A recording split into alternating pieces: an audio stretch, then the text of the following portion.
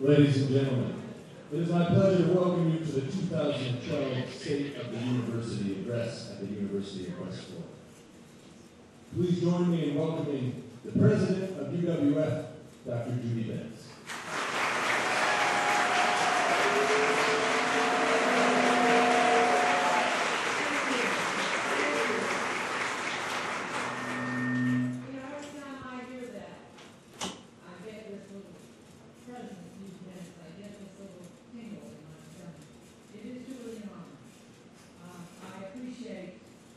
More than I can ever say, being your president. It is something I, of course, never expected. I'm not a rookie anymore, but it is truly my pleasure. Before I begin, I would like to introduce a few of our VIPs. We have two of our trustees here, Susan O'Connor and Jay Patel.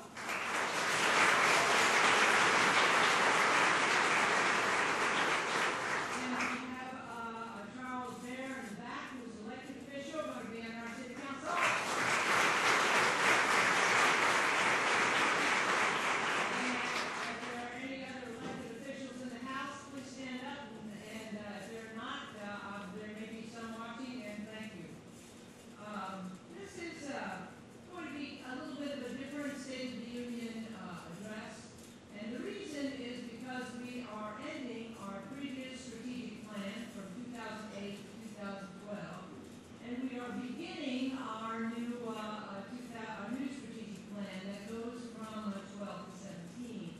And so it's going to be a little bit of a reflections, then it's going to be a little bit of forward looking. We're kind of in a transition right now. But before we do that, I want to spend a little time updating you on where we are, because everyone wants to know what's going on right now. And so we're going to do that. So we're the fall update, and then we'll talk about our reflections, and then we'll talk about our strategic plan for the future. The fall update, my goodness, we have 12,823 students on the first day of class. We've dropped a couple hundred for one reason or another, but we're still just fine.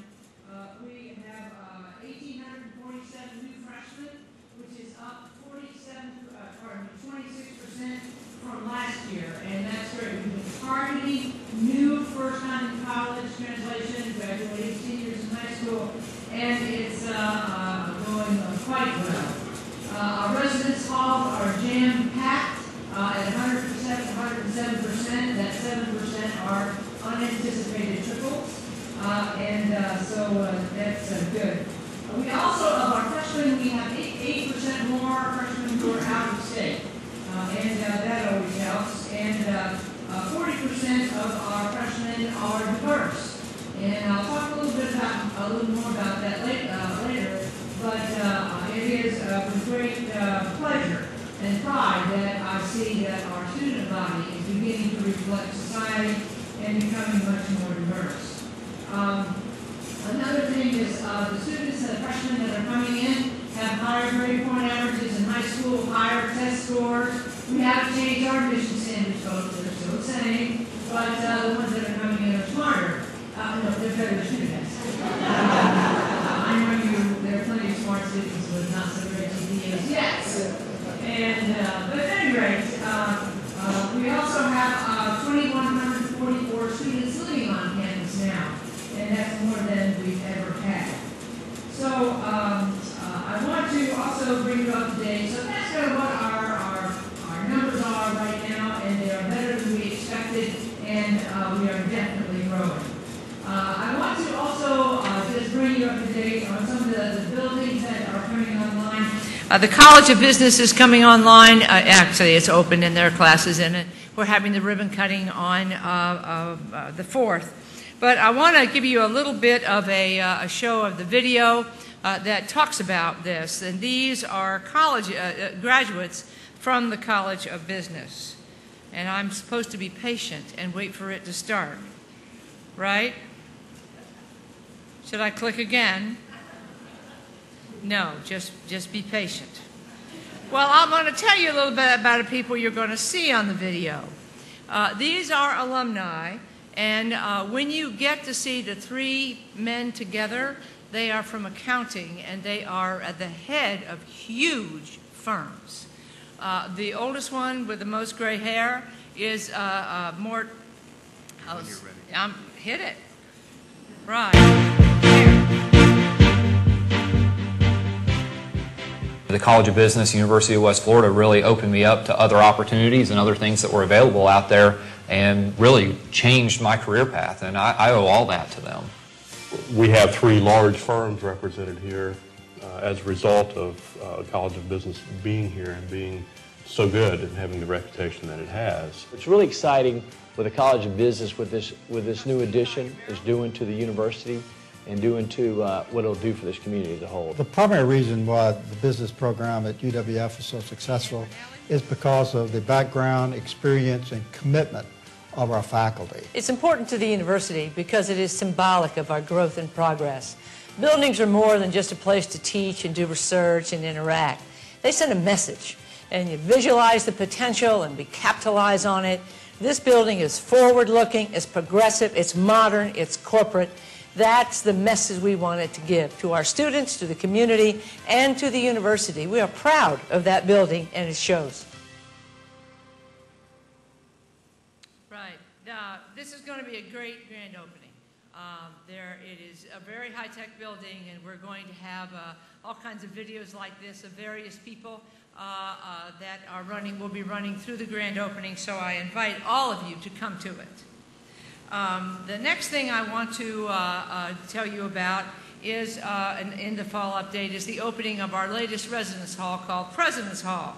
And you can see on the left that it is a beautiful six-story building that holds 252 beds and students.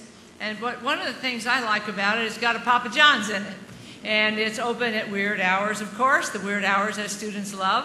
And it is really it looks more like a traditional campus. And really that's one of our real goals, is to become more traditional.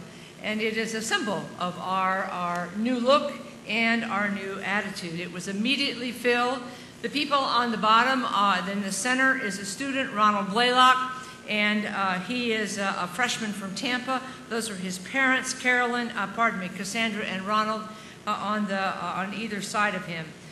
This student is typical of those that are coming here because these buildings, as you can see, reflect our progressive, state-of-the-art attitude that we have at the University of West Florida. Like I said in that little video clip, buildings are more than buildings. They communicate, they give us the message, they reflect an attitude, and that is very important.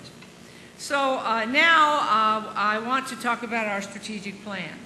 I will tell you that as president, I have learned the power of a strategic plan, and it is very important. And I used to didn't think it was very important. I used to listen to the presidents talk about their strategic plan, and my mind would drift off to archaeology. But what I realized, though, is that I always had a strategic plan.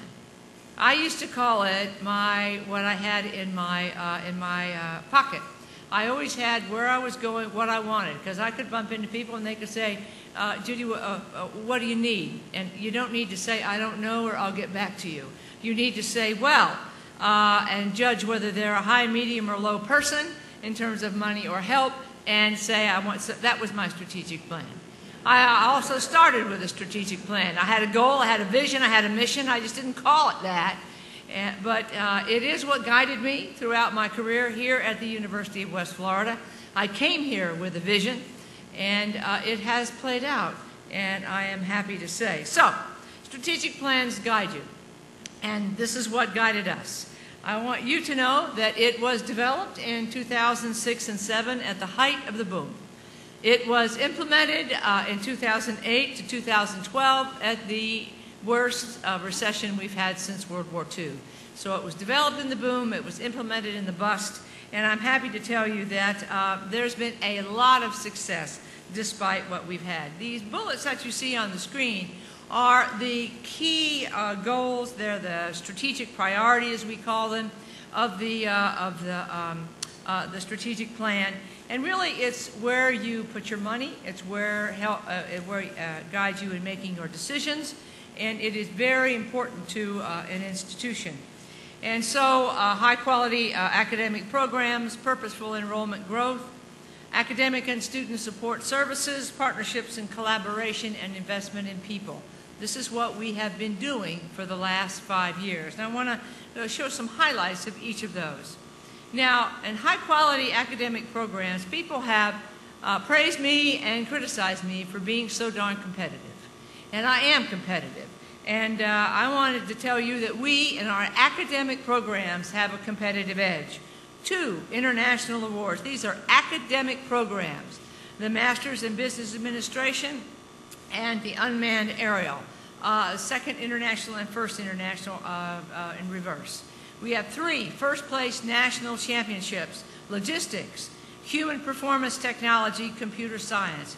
In fact, logistics has first they won 3rd place, then they won a 1st place, a 2nd place, and then they won a 1st place. And I want our logistics team sponsor, Scott Keller, to stand and be recognized for his team's outstanding performance.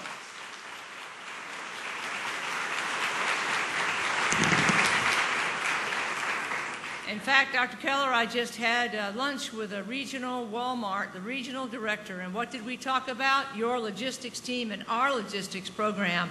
And you can imagine how important logistics is to a huge corporation like Walmart. I said, let's open that pipeline, let's get our students involved with Walmart, and she was ready. So I thank you for that, because that made this person, Diana Gardner is her name, pay attention to us and your program because you are so competitively successful. That's right. And also the Voyager, our school newspaper, totally independent, totally going strong, has won a 1st place regional award. Then we've got Math and Forensics winning 1st place in state awards. These are academic programs that are winners. We've got Communication Arts, 5 statewide Golden Image Awards. I want you to know that we are active and competitive in the academic world, and that we are winning. And let's give all of them a hand.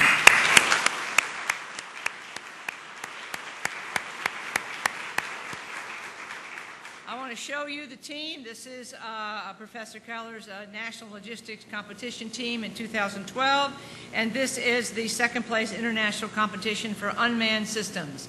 Both of those got professors, both of those are growing, and I am proud of them. And all of these are undergraduates, and they are beating the top 10. They are beating MIT, they are beating Georgia Tech, they are beating all these fancy-dancy schools that think that they're somebody. And our undergraduates take great pride in doing that. And it means that they're good. And that's what's important. If they think they're good, if they know they're good, they are good. And when they win, it shows. So, anyway, now I also want to remind you that there are many academic programs that don't have competitions, okay? Anthropology doesn't have one. Psychology doesn't have one. We measure our competition, our competitive rank in different ways. So those of you like my program that don't have competitions, it's okay.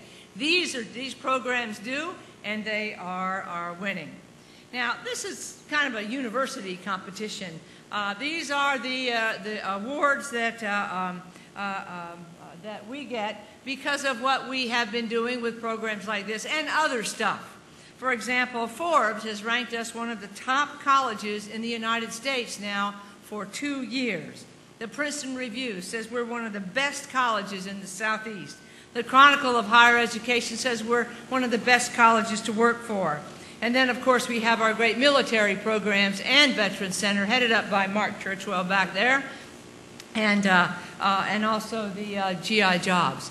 That really is accumulation of all of the programs and things that we do at a university level, and we're very proud of this. In fact, the U.S. News and World Report is particularly important. So, now, another thing we've done as we look backwards in time for our last 5 years is we have created 7 new academic programs. social work, business general, music education, criminal justice, nursing, athletic training, and an accelerated bachelor to master's in criminal justice. Now, what is important about these is these are workforce related.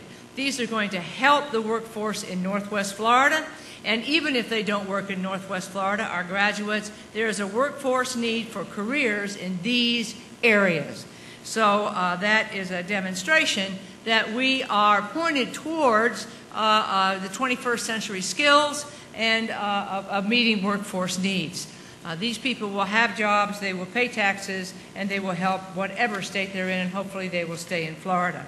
We also deleted 9 programs, one that had low enrollment, and you know, things change, they all change.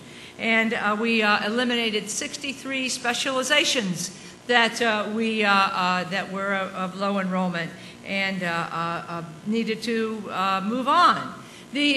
Also, we had a big academic visioning that many of you in this room participated in a process, and that we are that will shape our academic programs in the future.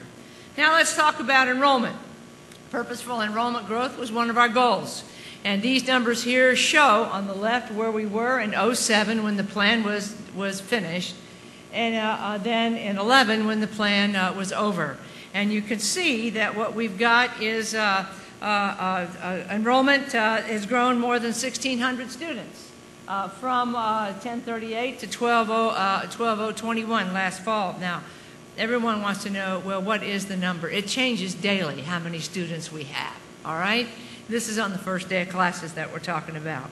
But we've grown by 1,600 students, more than 400 a year. We set the goal of having 12,000 students by 2012. We hit it a year early. Our freshman enrollment was 1034. Now it's 1460. And we've grown our freshman class itself by more than 400. Diversity. We were 21%. Now we're at 26%. And like I said, in our freshman class, it's 40% diverse today, but that counts for this year. Housing has stayed jam-packed, and the number of students living on campus has grown. Personally, we want as a university, we should have about 30% of our students living on campus, and when you do the math, that's about 3,200 or 3,000 students. We're not there yet, we're not, but we're getting there. And another thing that's happening, and people wonder, say, where are you getting all those students from, Judy? And I'm saying, well, actually, they're coming from outside of Northwest Florida. You don't need reminding, but we have 1 million of the 19 million people that live in Florida. We have 1 million in our area. We have lots of higher education colleges and universities in our region. And so where we are recruiting, where Dr. Marrero is recruiting, and Sue McKinnon is where Kyle is marketing, and enrollment is recruiting is from outside of our region. The students are coming from West Palm Beach, Tallahassee, Jacksonville, Tampa, St. Petersburg, Orlando. When I asked the parents, why did you drive by all of those universities and to bring your child here? They give me the right answer. First of all, they say, it is one heck of a drive from West Palm Beach. And I say, yes, it is. Some drove from Miami on move-in day.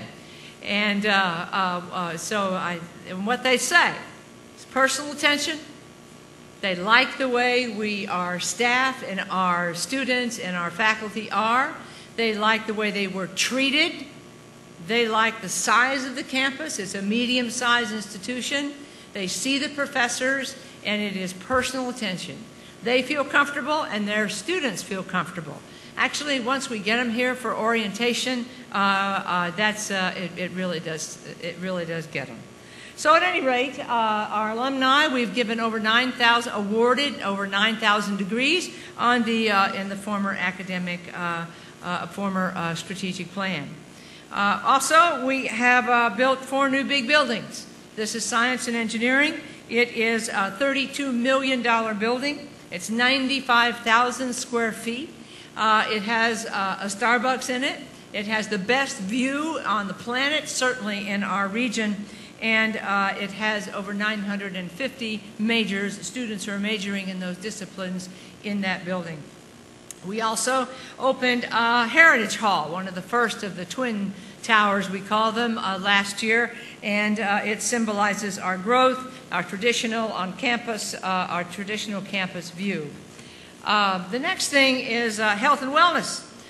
We opened that. Many of you who have been here a long time remember the old clinic on the far side of campus that had maybe a nurse, if she was there that day, and a doctor that visited one day a week. And so we're way beyond that now. This is health and wellness. It's over by the tennis courts. It's a $2 million, it is a one-stop shop. It's got counseling, it's got the medical, and it's got wellness. The next one is our child care center. Every university, well, most universities are known for their daycare. Everybody wants on it. We have 89 students there. It's a $2 million facility, and there are 128 on the waiting list. We could triple this in size and fill it up. And my question is, how do we do that? And I'm not going to get a good answer yet, but at least I know we've got the demand. 89, absolutely full on the first day. We have 128 on the waiting list now. So those are the sort of the brick and mortar things that we've been doing. And we've also not just been building, new buildings, we've been redoing and refitting the buildings that we do have. This is, the one on the top left is known as Building 70. And now it's known as the Applied Science Technology Building. And what's different about this building is that this is where what you and I would call construction is learned. Construction management, how to build, design buildings. And in it you will see exposed all of the heating and air conditioning and electrical and plumbing, so that the students that are taking courses in construction, what I would call construction, are able to see these the inners and the inner workings of how a building is put together, how the systems work together, and it also has monitors all over the building of how much energy, water, and whatnot that are being used at all the different times, so students can study the use of the building in terms of energy and water. The one on the right is the 5th floor of the library. It's called Skylab now, and it used to be the best view on campus. It's not anymore. That's over in science and engineering. But at any rate, you know, there's been a lot of things going on the 5th floor, but mostly it was old school. It was walnut paneled, it was dark, it had drapes that never let the sun shine in, and we had faculty senate meetings there for years, and I don't know, we just didn't use it very much. It has a fireplace that was never used, and so Bob Dugan, the new dean of the library, said, that's enough. Come on, let's spiff it up. Let's get going with it, and it's great. The view is capitalized on. You can see it's modern. It has all kinds of computers in it, and what it really is a non-traditional computer lab, information literacy classroom, and a multimedia studio and media conversion center. Now, if that's not on top of things in the modern technology age, I don't know what is. Now, the one on the bottom left is also in the library. It's on the 2nd floor. Many of you might remember where the old card catalog used to be and the old journal room used to be. Well, most of that is electronic now, and so we turned that space into what is called the Great Good Place, and that's where you can go and hang out. That's where you can, like, bring food into the library. That's where you can talk. You can do all kinds of things, and what's not on this slide is the 1st floor was remodeled this summer. And so now, instead of hiding the windows and having all of the tall stacks, it's opened up, you can see it, it's lovely. So we are using our funds for that.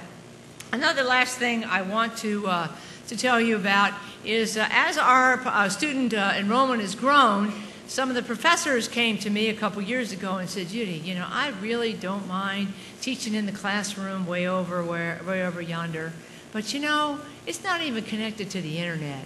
You know, it doesn't even have a projector. And so they were lugging their laptop, lugging their projector, and so I said, you know what? It's our responsibility to do that. So Vice President Altier went to work, and every single classroom we have now is a smart classroom. They are e-classrooms with a podium connected to the internet, a laptop. All the professor has to do is bring their USB port, a USB drive, stick it in, and they don't even need that really. They can go to their computer at their desk in their office. Those are the kinds of things that we're doing. Actually, our campus has never looked better. I mean, we have a Chamber of Commerce day out here today, and I would like, it's beautiful, it's inviting, it's up and coming. The buildings are finally getting up to par, actually, with our quality academic programs. So I would like for Dr. Jim Barnett and his staff, who made all of this possible, to stand up and be recognized. I know he didn't want to. Your staff, right. Thank you. These are the people that get the buildings built on time and on budget, who keep them on schedule, who make sure that what's in the plans get put in the building, and all of the behind-the-scenes tough things that have to be done to make things like this and certainly the new buildings possible. Now, another thing we said in the old strategic plans, we need partnerships. And one of the biggest partnerships, types of partnerships that any university engages in is research, because it takes two. It takes professors and students, and it takes money. They get grants, they get contracts, the professors and students do. And I want you to know that number, those numbers on your screen are good. They increase every year. We have a total of $80 million in the last 4 years, almost $80 million. And that is absolutely wonderful. I want to point out a couple of those grants that are absolutely excellent. One is from the National Science Foundation. Now, the National Science Foundation in Washington looks down its long, elite academic nose and dismisses us. I tried for years to get an NSF grant, and I couldn't even get to first base. Well, somebody did. The School of Psychological and Behavioral Science got $500,000 from the National Science Foundation to the University of West Florida. It's not our first NSF grant, but they're harder and harder and harder to get.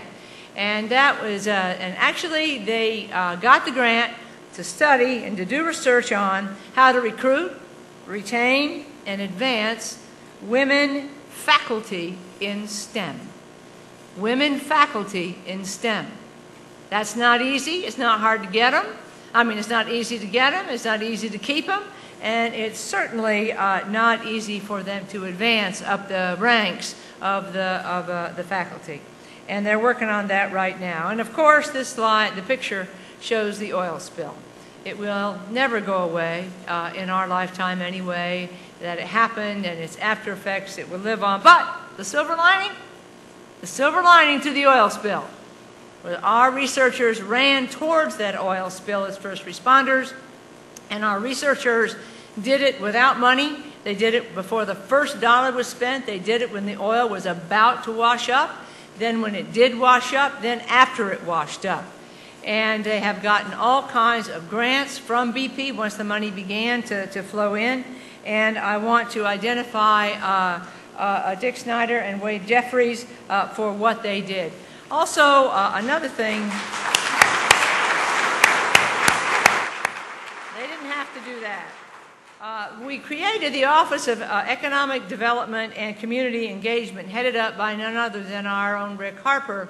And that office has been the administrator of $30 million that the legislature has funneled towards and to the 8 counties that were most hurt by the oil spill. All that money runs through the University of West Florida and is actually awarded by the Office of Economic Development and Engagement.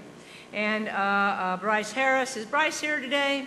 If he's not, Bryce is running it while Senator Gates has requested Rick Harper's expertise while he is president of the Senate.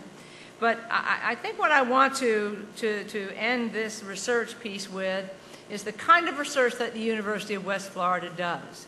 We are not doing bench research. We are not doing theoretical research. We are doing research that helps our region. It's called applied research. It helps people do things better. It helps give them answers to questions that they have here in our region. I'm not downplaying the other kinds of theoretical and bench research. That is done very well by our flagship universities, the research universities, the Florida States, University of Florida, and University of Central and South Florida. We do applied research, and I'm very proud to do it. We do it in archaeology, and we do it in all of our disciplines. Now, a couple other things that happened is in partnerships is we made a partnership with, of all things, the National Museum of Aviation, Naval Aviation. And they, Jack Fetterman, Admiral Jack Fetterman, who has recently passed away, had a dream. And he had a dream to have a simulated aircraft carrier, and in it would be a simulated what you do on an aircraft carrier. And the important part is that he wanted to have a fun way to teach kids that are grades 7 through 12 in high school and middle school to get them interested in a fun way in STEM. In order to solve the problems that they have and have to do inside that building in their camps, is to do science, technology, engineering, and math. So that's what they have to do. And what I say, and the way I message this to the legislature and to the public, is that when a student comes to our campus, they already know whether they're going to want to major in engineering or math or history or anthropology or psychology or education. I'm not going to convince anyone that wants to major in history to major in engineering, because they won't do it. This is not Chinese, communist China. This is not where you're told what you'll major in.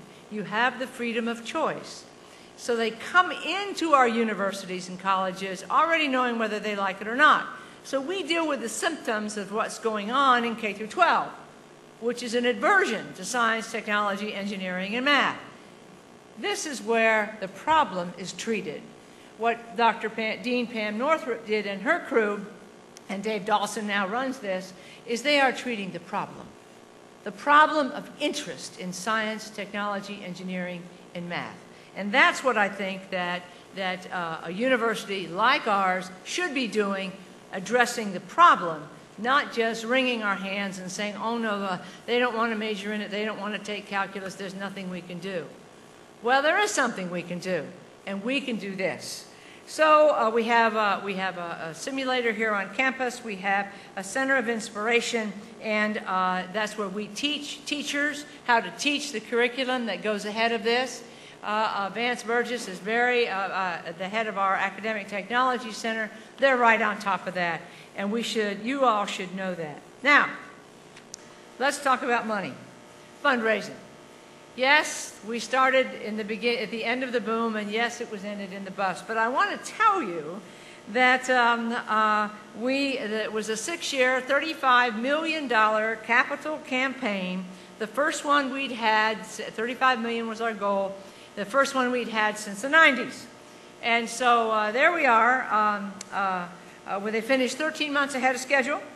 They also surpassed the goal. They got almost $40 million. And I want to tell you about some of the people who contributed. First of all, there were 17,000 plus people who contributed to the University of West Florida. They wrote a check, they gave their money. 54 of them gave more than $100,000. 6 gave more than $1 million. $1 million. 6. $8 million came in matching grants from the state, and 11,000 of those folks gave to the University of West Florida for the first time. This gets me excited. I know people want to help us, and they do help us. And the first time we asked them to step up, they did. And I want to recognize Dr. Kyle Marrero, Vice President of Advancement, and his staff to stand up and be recognized for bringing this home plus.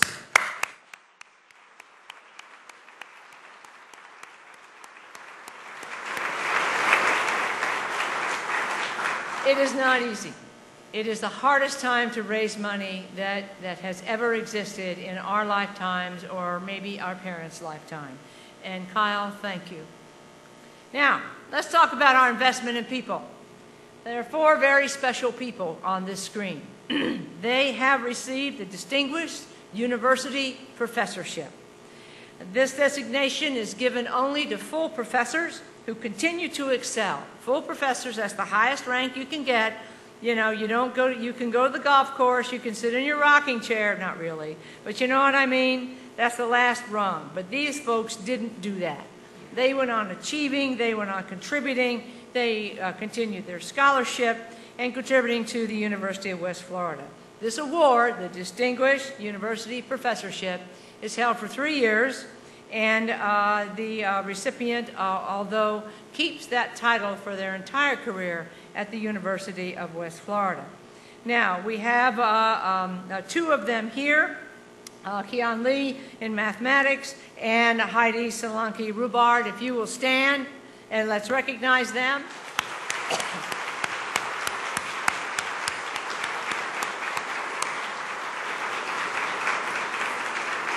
Al Kazan, of course, we all know, and John Smikla are absolutely excellent. And these are wonderful awards to be given.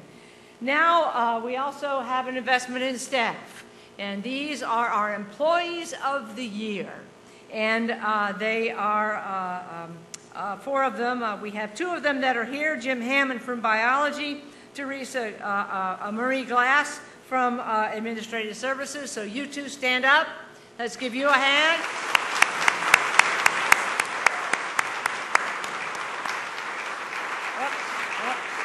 Sorry. But this is, they get the parking spot, they get money, they get the award, they get treated, they get asked to stand up and all that stuff. But they go way above and beyond what they have to do. So to sum up our year by the numbers, we have 7 new academic programs. We have 15 international, national, statewide, or regional awards by academic student teams. We've grown by more than 1,600 students. We have 4 new buildings. We have awarded 9,000 more degrees. We have we have been awarded nearly $80 million in research dollars. We have $40 million fundraising campaign successful.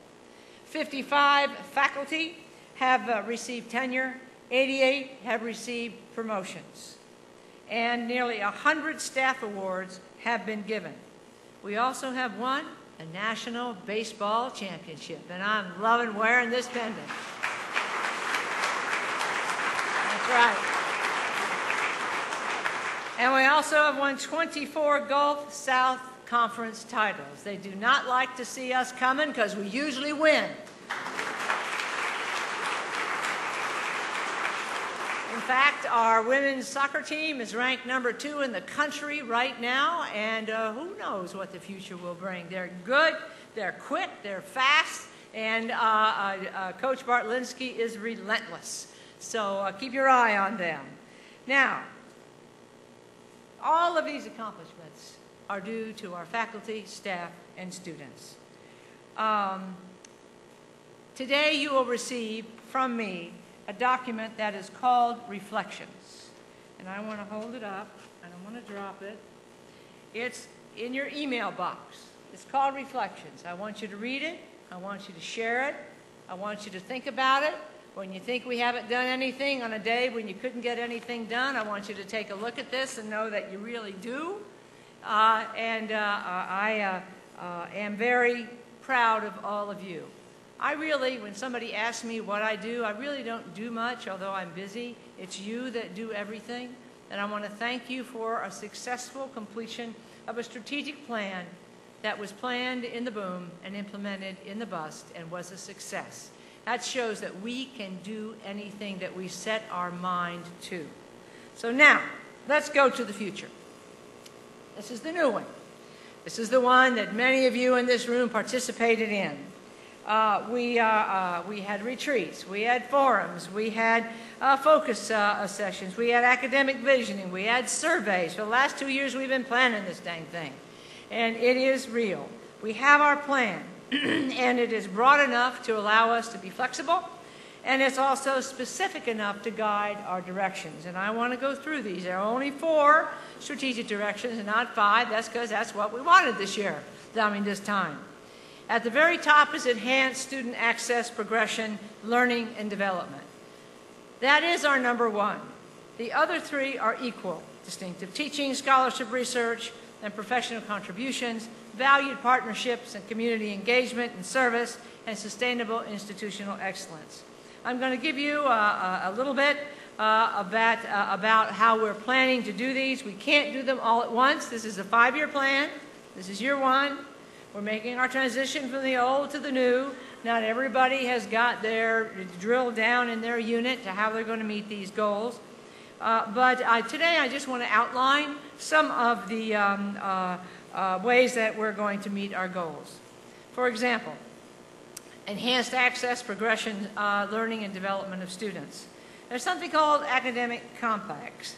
Academic compacts are at the academic department level, and that we've had them for a while, but we need to tighten them up and strengthen them.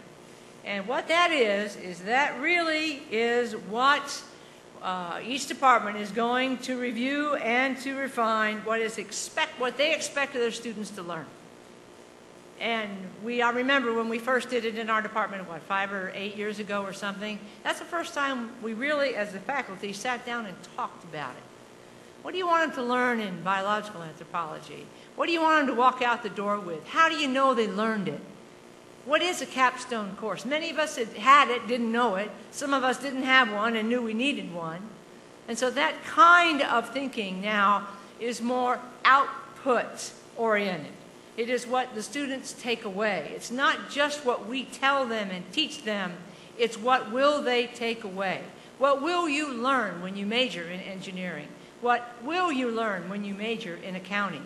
Students and other and faculty pay attention to that. So we are going to deal with that, and that's number 1. Strategic enrollment and retention. Well, we don't just want to grow incoming freshmen. We need to grow sophomores. We need to grow juniors. We need to grow seniors. We need to grow graduate students. 20% of our students are graduate students. 20% of our students, 22% are totally online. What about that? So we need to look at now that we're growing with our freshmen, we need to look at the other levels and the other kinds of students that we have. And then how about keeping the ones that we have? We have a retention problem, folks. We did not meet our retention goals of the last strategic plan. We didn't. We only retain 73% of the freshmen that come in our doors. That means 27% decide they don't want to stay. Why is that? Heck if I know. We've never asked them. We're asking them now. You know, we have hundreds of percent more applications and students who are admitted. Why didn't they all come? We're going to ask them, why did you not choose UWF? Why did you not come back to UWF? We're going to ask the ones that stayed, why did you stay? What was it about your freshman year that made you want to stay? Those are very important issues. Vice President Bailey has led a team, a cross-divisional team, along with all the other divisions, really, but especially academic affairs, has put together a retention plan. Now, one of the things you're going to hear about, you're going to see posters about, is Week 7. Week 7 in the academic semester is of critical importance. That's when early warning is calculated. The freshmen, now it's just for freshmen now, get a note. The faculty, I know we used to get them all the time, freshmen and sophomores, you get the list and you have to check how many are making a D, how many are making a C, and how many are failing. And it's called early warning. What we have to do is make sure those students see an advisor, see a faculty member, see someone to help them with that course. Week 7. So you're going to see that we've invested some of our growth funds in this retention initiative, and every department needs to help. Every person needs to help. Week 7 is a critical time in the semester. It's around midterms, of course, and that is a critical time in the semester. So I want you to know that one of the things that's happening in the legislature and around the country, in the public in general, and legislators in general, is that they are now focusing on outputs instead of inputs. For example, we used to get funded on our enrollment. That's how many students are in the university. Now we're going to get funded on how many we graduate, on how long they take to graduate, and how many that we retain. They know that they're looking and asking for our metrics. They know we only have a 73% retention rate, and we're near the dang bottom of the state universities. Why is that? Well, we need to answer that question. And that's why we're having a retention plan. Why do students take 6 years to graduate, and then it's only 44%? Why do only 20-something% of our students graduate in 4 years? What the heck happened to finish in 4? What happened to it? Why are our students being advised to take 12 hours and not 15 hours a semester? We need to know the answer to that. Parents need to know the answer to that. They expect, when I asked them during a family weekend and during orientation, I asked the parents, did they expect their students to graduate in 2016? The answer was yes. I said, well, they're not. They're going to graduate in 2016 and then only less than half. That's on us. We need to fix and move those numbers, and our funding is going to be dependent on it. So you're going to hear retention, time to degree, graduation rate over and over, and if we don't make progress, they're going to cut us again and again and again until we can improve those numbers. And actually, I agree with it. I think we ought to improve those numbers. And we're smart, we can figure it out. Another thing that we're working on is diversity and inclusion. And here we are. We had 40% diversity in our freshman class. We've improved it. Well, what happened to our chief diversity officer? I asked that question a couple years ago, and the answer was we don't have one anymore. They went to the budget cuts. That position was vacant when the first budget cut came down. Boom, she's gone. Well, we're going to hire a new one. And Vice President Bailey has put together a diversity plan, an inclusion plan that gets us back on track.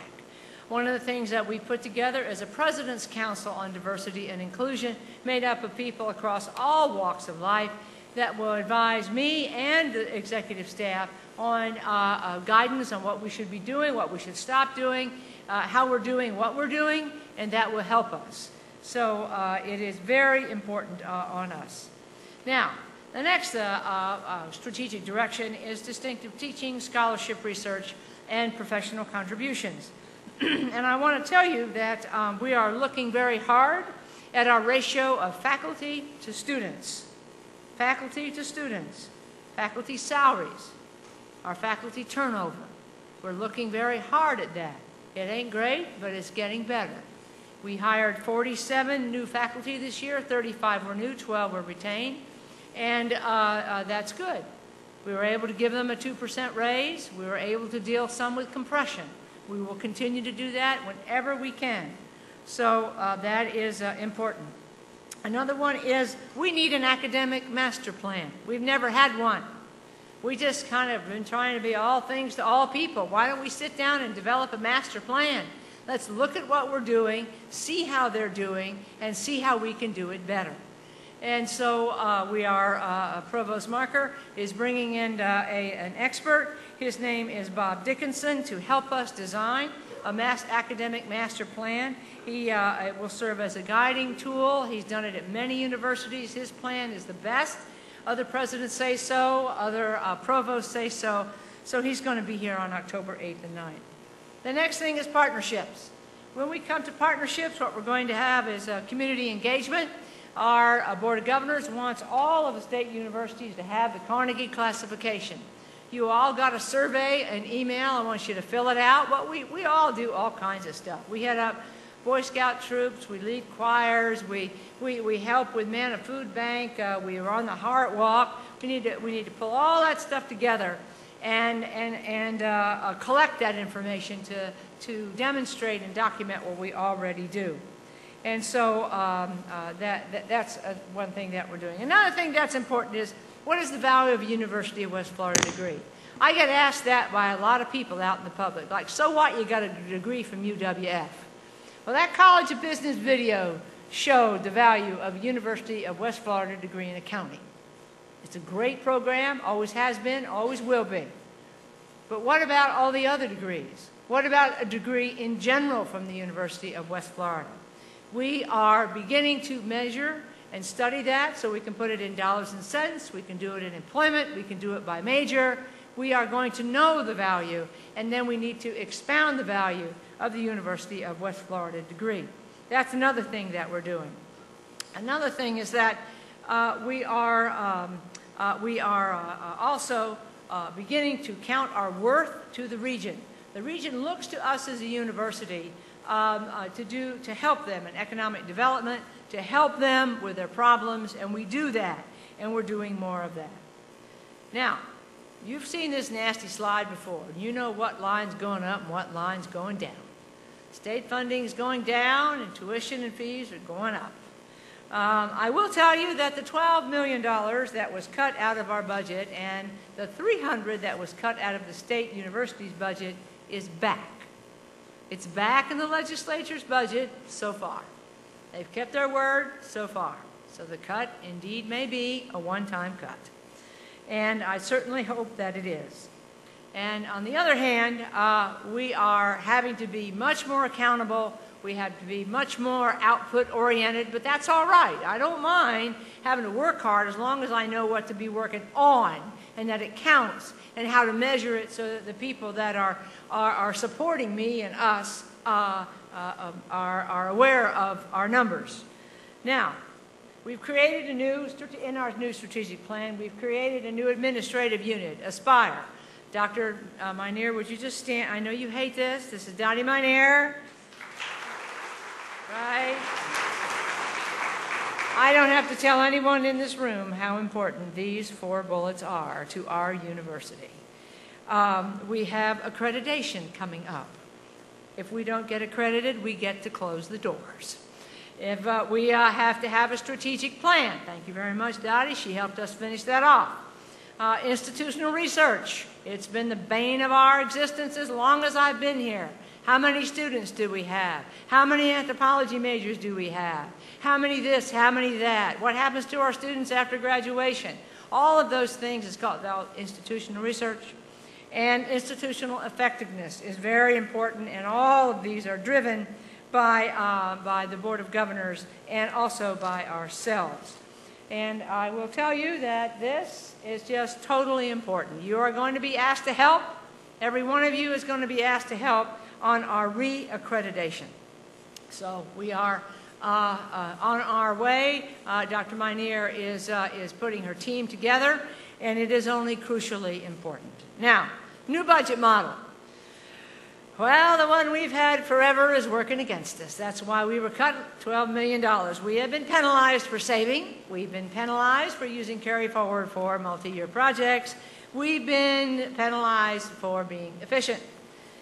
So we formed a team to figure out what it is, kind of budget model that's going to work now. And Provost Marker and Chief Budget Officer Dr. Stevenson are headed up that team. It's not going to be easy, but we have to do it.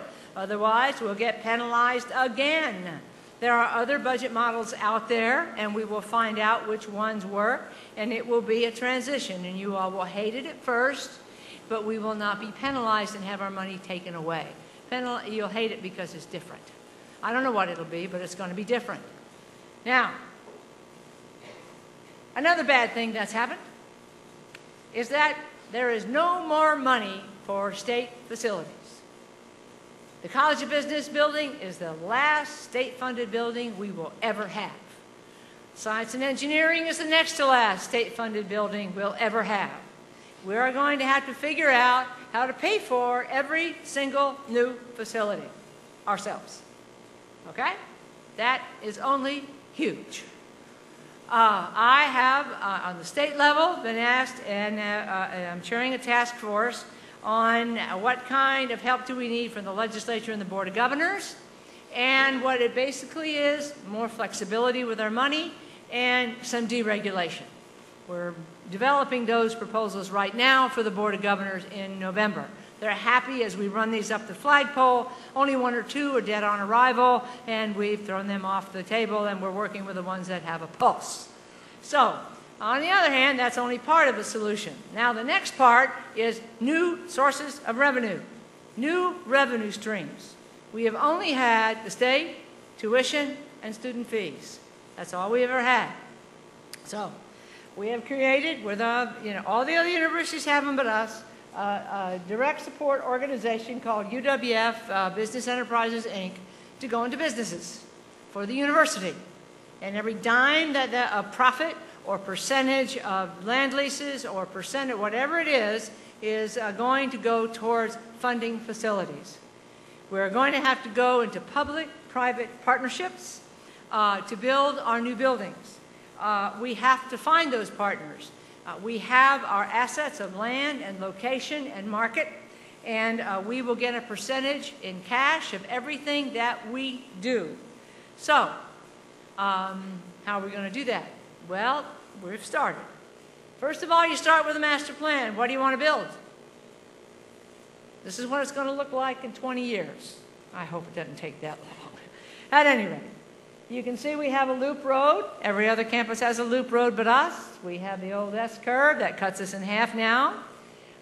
We have a property to the west called the Baracco property on the west campus that we're going to develop. I'll show close-up of these, but it's going to change. This is the way that the east gate is going to look. What's in red on the right, the furthest one on the right, is a restaurant complex with lots of nice restaurants, like, I don't know what will be in there, but like an Olive Garden and a fast food restaurant and a nice restaurant and a coffee house. And next to that is a hotel conference center. They're going to lease our land. We're going to get a percentage of their net, okay? Money in the door. That money is going to go to pay for new facilities, academic facilities, as well as non-academic facilities. Now, the other advantage we have are students that are majoring in fields that are like in hospitality or that are in recreation. They will be put to work with student training, internships, all of those hospitality-related activities, and get on-the-job training under the supervision of a professor that makes them more employable in the huge economic area of tourism here in Northwest Florida and beyond. Every time I go to have an event in a local, a regional hotel or condo, the manager comes up to me and says, send us more interns, send us more, we need more. Send us more graduates, we need more. There are jobs, they're here in Northwest Florida, and they, meaning the people who own them, want our graduates. So we're going to give them good training, and this is a no-brainer. The next thing is students want to live on campus. Military like to live on campus. Families like to live on campus. Living on campus has come back again. These are single-family homes and townhouses, and they will be rented by the year. These 47 new faculty members that we have that just moved in could be renting them for a year while they're looking for a house to rent or buy. Another thing is Greek Row. Good Lord, we've needed a Greek Row forever. And we need them out of the Pizza Huts and into a Greek Row, and we'll find a way to do it. All right. So we're moving athletically. This is where our tennis courts will be. And you can see that we have a soccer stadium. I hate to say it, but our soccer fields are so bad they haven't been able to play on them. Remember, our soccer field, where our #2 women's soccer team in the nation plays, is in the bottom of an old clay pit with no stairs. That is just shameful. We have got to find ways to better those facilities, give them a stadium, and have facilities for them and their coaches. And I'm not going to get off on that. I'm just going to tell you that it's on the map. We'll find a way to do it. Then there's way out on the west side of campus, been growing weeds and snakes and bushes. And we thought maybe a retirement village might be a nice thing. Since we have just purchased Scenic Hills Golf and Country Club, why don't we see if a developer would like to lease our land for money, have a town center, and bring in retired faculty and staff from universities. And anybody else, 55 and older, active community. If they're inactive, go to Azalea Trace. But if they aren't, right, nothing against Azalea Trace, I might wind up there one day. But the point is that they like to be next to a university. And so I didn't say that right at all. I'm sorry, Kim. I should stick to my script. It's not easy for me to do that. And anyway, a town center with grocery stores and stuff. So yeah, you get my drift? All right. And now we come to what is close and dear right here on our main campus, which is University Park. 20 years from now, we should be able to have a football stadium and arena, 4 academic buildings that are 7 stories tall. I gotta put 7 stories tall. The bottom they'll have retail. The middle they'll have academic space, labs, classrooms, whatever for departments. On the top they'll have housing.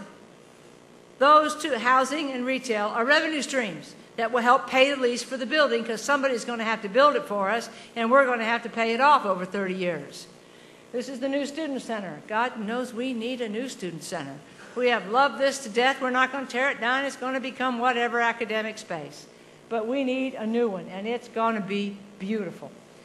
This is in addition to the gym. And this is University Mall. It's going to have a statue. It's going to have a bell tower. It's going to be a gathering place. It is going to be like a traditional university. Matt Altier is going to find a way so that we can make the payments. And one of those ways is we bought Scenic Hills. It makes money.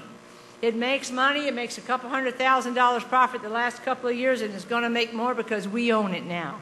And we play golf there. And tomorrow we're going to cut the ribbon. And tomorrow we're going to have a reception. And this is going to be new revenue stream for facilities, and 20% is going to go to faculty development. Faculty development means travel to conferences, means sabbaticals, means time off to do research, means faculty development. All right? 20% of the profit. So when you play golf there, or when you have a drink there, it's got a great bar, it's got a great restaurant, 20% of the profits are going to go straight back to the faculty, 80% are going to go to that. Don't forget that. That's why BEI exists. That's why we're doing business investments and businesses is to pay for this because the state is out of the picture.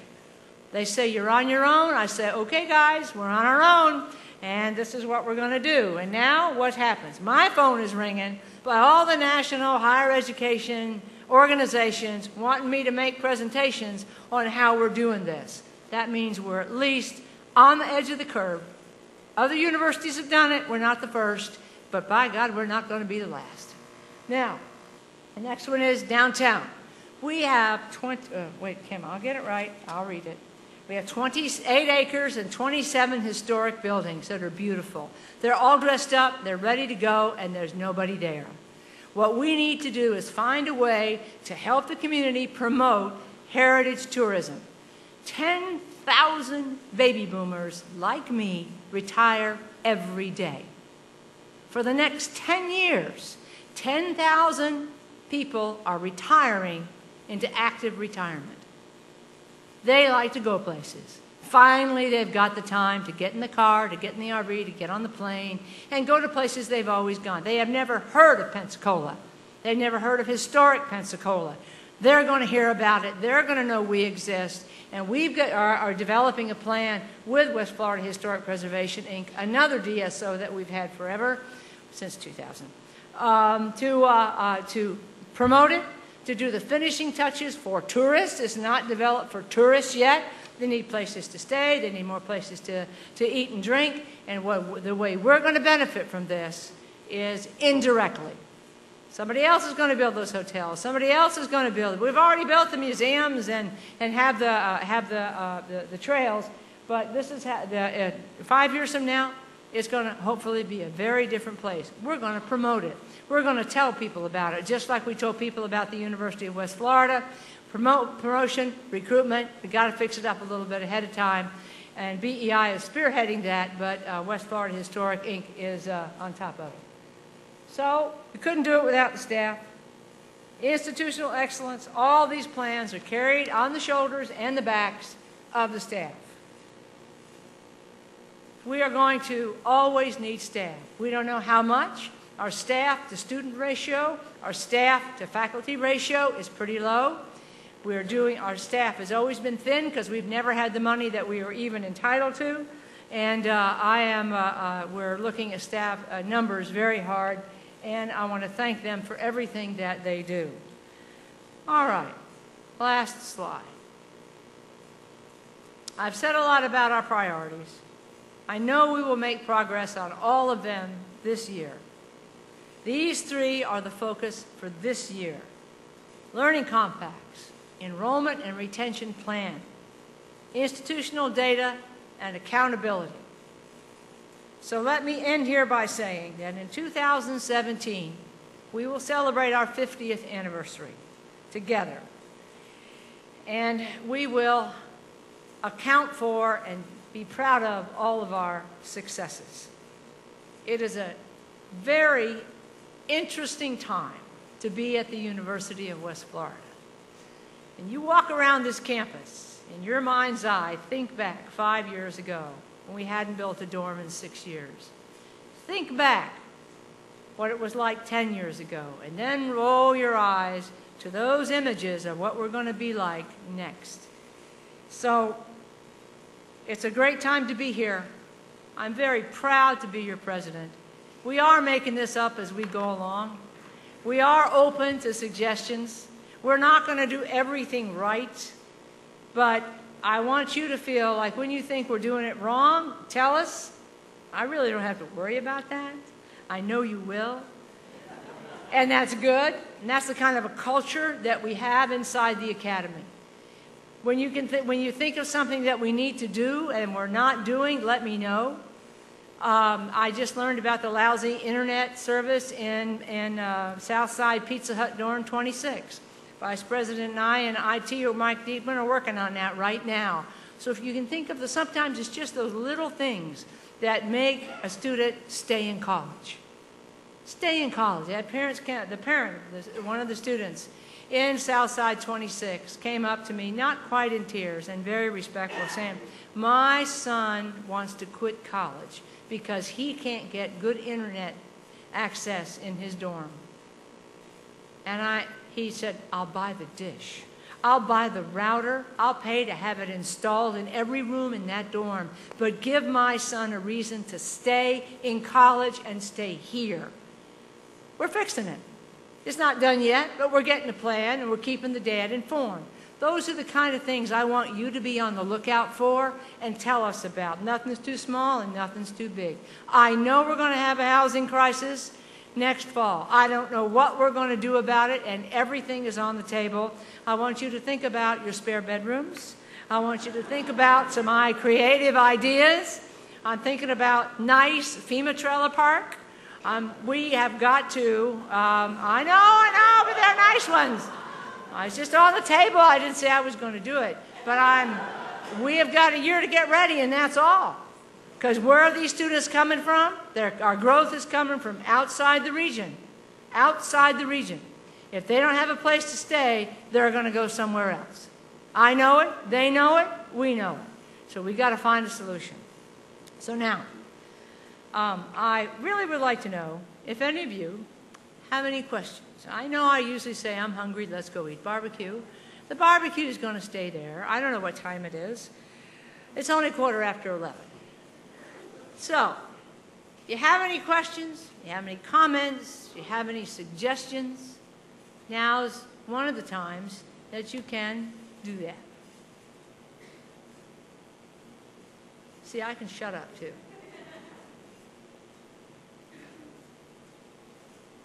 Yes.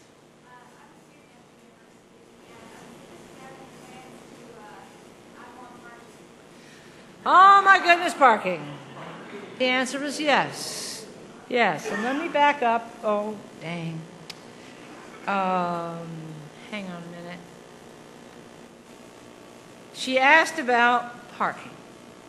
And I am going to, never mind. In your mind, envision University Park, okay? With the football stadium and the arena and the 7 mixed-use buildings. There are 2 parking garages there. And so we're going to have 2 parking garages. I do not like being the only one that doesn't have something. We're the only university in the state that doesn't have a parking garage. And we priced it. It was way out of sight just to build one and jack up the parking rates. It's going to be part of the package. Some private developer is going to build it for us, and we are going to find the money to pay for it. And yes, parking rates are going to go up forever. But yes, now I will tell you that we added more parking slots this year. Matt, why don't you give, where's Chip? Chip, you're in here? Okay, it's up to you, Matt. Just to say what we did this year and how we have eased the parking crunch.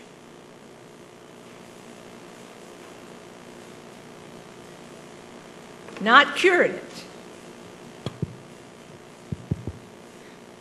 We added 150 new spaces with surface parking, and we've reallocated locations for parking all across campus. And I will say that we've done traffic counts at the beginning of semester. Believe it or not, we have sufficient spaces for the number of cars at the beginning of the semester, but they're not convenient. And that's more of the issue. People like to park close to the buildings. Over by building 90 and 92, parking lot Z, as an example, at any time during the day, at the beginning of semester, there are between 90 and 100 spaces over there. It's just a little farther to walk. But as the president said, we are including parking garages in our big RFP. And the only thing that can actually pay for parking in parking garages are parking fees. So we are incorporating that into our future program, and it will take increasing parking fees in order to pay for those things. But we're going to get them built. Right. I know it's a problem. It's part of the culture change. You know, back in the day, they used to say, no gain, no pain, no pain, no gain. No, it's going to be painful because we have to stop getting used to, you know, short walks. We have to start getting used to long walks and riding the trolleys. Right. And we're not used to that. When I go to Central Florida, they've got buses and vans and they're packed because there is no place to park. Also, we allow freshmen to bring cars on campus. We really do. A lot of schools don't. You know, well, my goodness, well, freshmen couldn't, for us, that'd be a big deal, a big change. It may come to that one day, but there are solutions. But right now, this is what we're doing. All right. Yes. I'm glad you asked that. I happen to know that. And if I can find my clicker and use it right, I've got the numbers. I will tell you we have a short answer is we have, and it's not on this slide, we have over 4,000, I think it's 4,200 students that are from outside the region. That means they're not from Northwest Florida. And the businessmen and women, or the business community, likes that because they have to live and eat and spend more money instead of living at home. But out of state, what are we, about 8%? It grew. We have 8% more freshmen this year than last year from out of state. Does anyone know the number of out-of-state students that we have? 8% is close. Okay, 8%. And yes, it's up, but they're from states. We don't make any money on them. We don't get any FTE money for them from the legislature, all right? Their tuition is competitive, it's high, but it doesn't pay for the cost of instruction. So also, if they're from Alabama, they pay much less than out-of-state dollars because of the agreement with Alabama back in the day that Alabama students would never pay more to go to school at the university or to attend the University of West Florida than in Alabama. what we forgot to do is to keep up with the Alabama's tuition. So Alabama's tuition is here, and Alabama students attending UWF's tuition is here. But we only have about 400 of them. I'll be honest with you, I'm not really actively soliciting or recruiting from Alabama too much, or Georgia, because they have the Hope scholarships. We're recruiting from Texas, a lot, Louisiana, where they would pay the full out-of-state. Actually, someone asked me the other day, why don't we raise our out-of-state tuition to cover the cost of instruction? And the answer is it would raise it so much that nobody would come. It would not be competitive. We are mostly in-state students, and that's what the legislature wants. That's why they support us, to educate Floridians. Yeah. Anything else? All right, I forgot two things. Number one, our new strategic plan. You have a notepad, put it on your desk, look at it, and it has a small version of this poster, which is our new strategic plan and all of the goals and the priorities that are coming up for us for the next 5 years.